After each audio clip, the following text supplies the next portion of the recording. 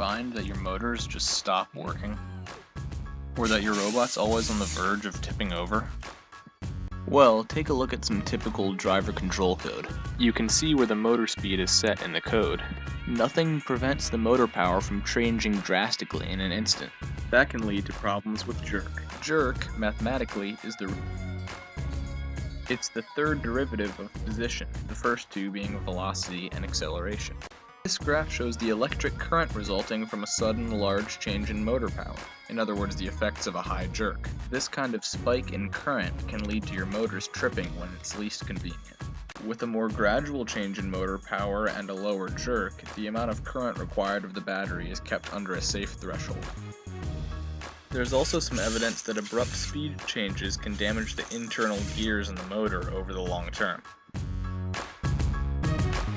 We're going to create a function that helps us change the power of the motor gradually instead of instantly. We'll need to know the motor we're working with, the value we want to set its power to, and the rate at which we want to adjust its power.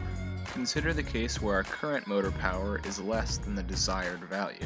Instead of just setting our motor power to what we want it to be instantly, we'll nudge it towards our desired value using the adjust rate. Of course, we can use the same approach for the case where our motor power is greater than the desired value, but with the signs flipped. We're not quite done yet. Once the motor power gets really close to the desired value, that is, closer to it than the adjust rate, we want to set it to the desired value so that the process ends. Otherwise, our motor might accidentally shoot past its target value. You might find it helpful to set a default value for the adjust rate. That way, you won't have to specify it every time you call the function. Setting a good adjust rate is important.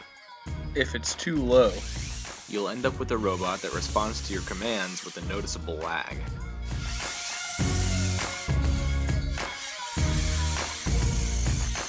Now we can finally use this new function in the main body of our code. We can replace the original motor power assignments with a call to our new motor power adjustment function. Here's what it looks like in action.